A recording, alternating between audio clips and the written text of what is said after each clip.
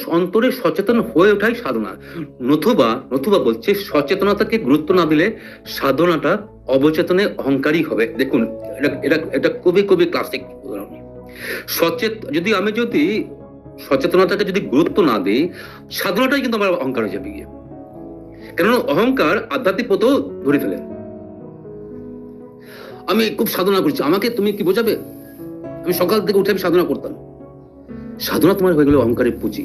সাধনা হতে লাগছিল সিদ্ধির জন্য, ঈশ্বরের সমর্পণ। সাধনা হয়ে গেছে অহংকারের পুঁজি।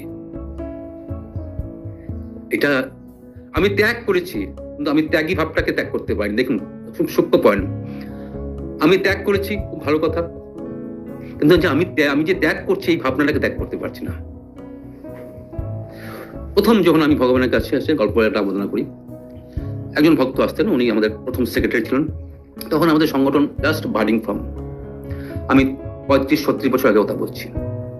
একজন ভদ্রলোক, খুব গুরুত্বপূর্ণ কথা, ভদ্রলোক তখন সেক্রেটারি ছিলেন এবং খুব কর্মঠ ছিলেন। মানুষের খুব হেল্প করতেন টাকা পয়সা দিয়ে।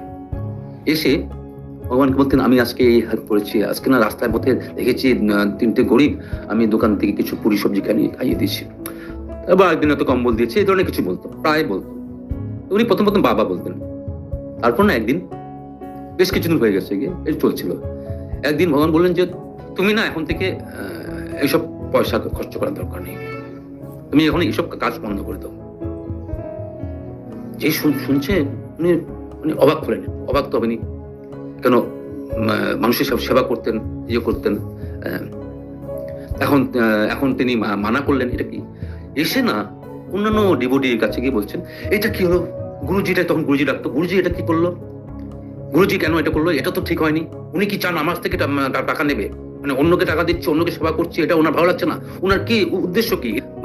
উনি গুরু সম্বন্ধেও সে উল্টা বলতে শুরু করলো, ধারণা পাল্টে গেল। ধারণাটা সে ব্যক্ত করতে শুরু করলো যে গুরু ঠিক করে নেই।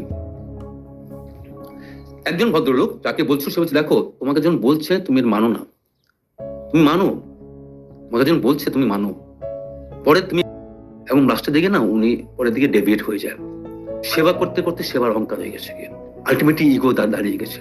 এবং ইগো দাঁড়াতে কি হয়েছে, সে ওই কাজটাকে বেশি প্রাধান্য মনে করছে, এবং কাজটা এতখানি তার কাছে কাজের থেকে সে আউটপুট নিচ্ছিল, এবং ত্যাগের একটা অহংকার তার মধ্যে আসছে। আমি ত্যাগ করছি, আমি এই সেবা করছি,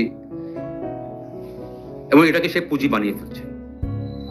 তার ফলে কি হচ্ছে, সে পরবর্তী সময় সে গুরুকে সে দোষারোপ করতে শুরু করেছে।